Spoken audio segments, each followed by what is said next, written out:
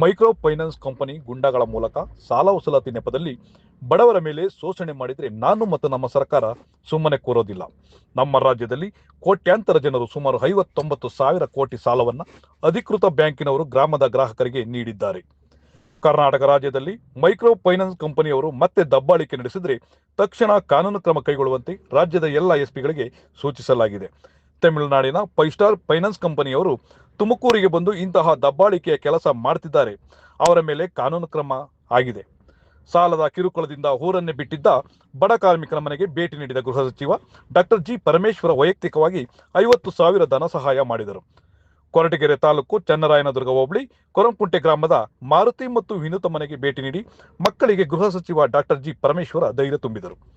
5 star finance ಕಂಪನಿಯಿಂದ ಮಾರುತಿ ಕಳೆದ 4 ವರ್ಷದ ಹಿಂದೆ 2,50,000 ಸಾಲ ಪಡೆದು ಅದಕ್ಕೆ ಬಡ್ಡಿ ಸೇರಿಸಿ 4,50,000 ಅಸಲು ಪಾವತಿಸಿದರು ಮತ್ತು ಕಿರುಕುಳ ನೀಡಿ ಮನೆಯ ಪತ್ರವನ್ನು ಪಡೆದಿರೋದು ಗಮನಕ್ಕೆ ಬಂದಿದೆ ಎಂದರು. ವರದಿ ಮಂಜುನಾಥ್ ಎಂಎನ್ ಕೊರಟಗೆರೆ, ರಣಧೀರರ ಸುದ್ದಿ. ವಂದನೆಗಳು.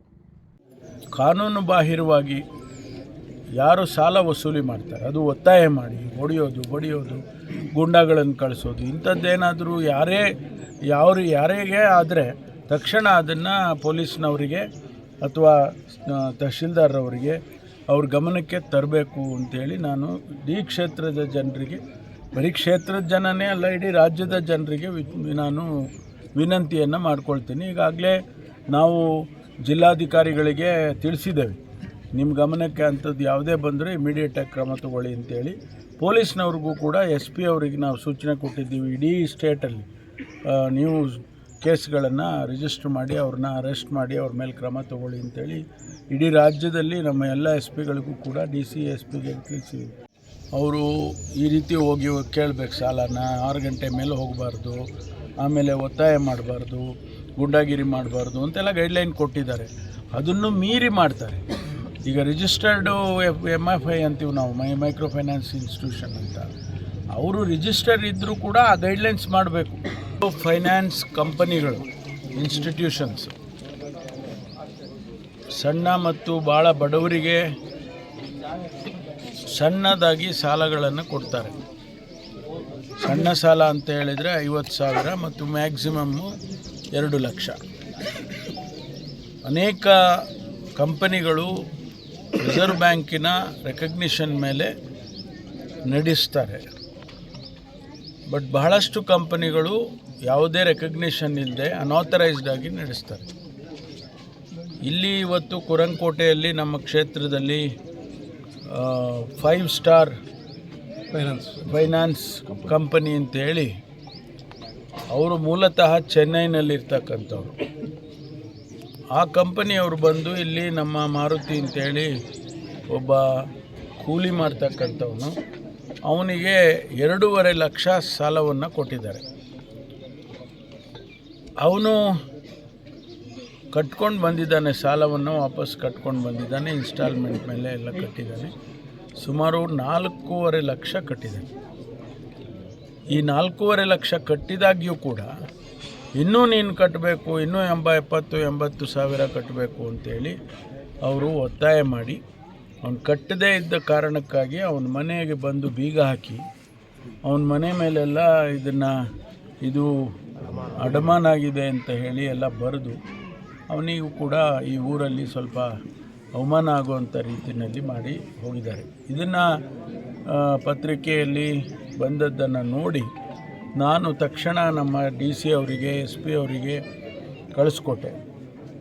ಅವರು ಬಂದು ಇಲ್ಲಿ ಯಾರು ಏನು ಎಲ್ಲ ವಿಚಾರ ಮಾಡುವಾಗ ಅದು ಅವ್ರಿಗೆ ಗಮನಕ್ಕೆ ಬಂದು ಆ ಕಂಪನಿಯವರ ಮ್ಯಾನೇಜರ್ನ ಅವ್ರ ಮೇಲೆ FIR ಹಾಕಿದ್ದಾರೆ ಮತ್ತು ಅವರನ್ನು ಅರೆಸ್ಟ್ ಕೂಡ ಮಾಡಿದ್ದಾರೆ. ಇದು ಇಡೀ ರಾಜ್ಯದಲ್ಲಿ ಇಂತಹ ಘಟನೆಗಳು ನಡೀತಾ ಇದ್ದಾವೆ. ಇತ್ತೀಚೆಗೆ ಇದು ಜಾಸ್ತಿ ಆಗಿರ್ತಕ್ಕಂಥದ್ದು. ನಮ್ಮದು ಸರ್ಕಾರದ ಜವಾಬ್ದಾರಿ ಏನು ಅಂತ ಹೇಳಿದರೆ, ಬಡವರಿಗೆ ಶೋಷಣೆ ಆಗಬಾರ್ದು. ಸಾಲ ಕೊಡೋದ್ರ ಬಗ್ಗೆ ನಮ್ಮದೇನು ತಕರಾರಿಲ್ಲ. ಸುಮಾರು ಈಗಾಗಲೇ ರಾಜ್ಯದಲ್ಲಿ 59,000 ಕೋಟಿ ರೂಪಾಯಿ ಸಾಲವನ್ನು ಕೊಟ್ಟಿದ್ದಾರೆ. ಈ ರೀತಿ ಅನೇಕ ಕಂಪನಿಗಳು, ಆಥರೈಸ್ಡ್ ಕಂಪನೀಸ್. ಅನಾಥರೈಸ್ದು ನಮಗೆ ಲೆಕ್ಕ ಇಲ್ಲ, ಆದರೆ ಆಥರೈಸ್ಡೇ 59,000 ಕೋಟಿ ಕೊಟ್ಟಿದ್ದಾರೆ. ಅದನ್ನು ನಾವು ಕಾನೂನಿನಲ್ಲಿ ತಡೆದು ಸಣ್ಣ ಪುಟ್ಟ ಬಡವರಿಗೆ ತೊಂದರೆ ಮಾಡಬಾರ್ದು ಅಂತೇಳಿ ನಾವು ಕೂಡ ಅದನ್ನು ಎನ್ಕರೇಜ್ ಮಾಡ್ತೇವೆ.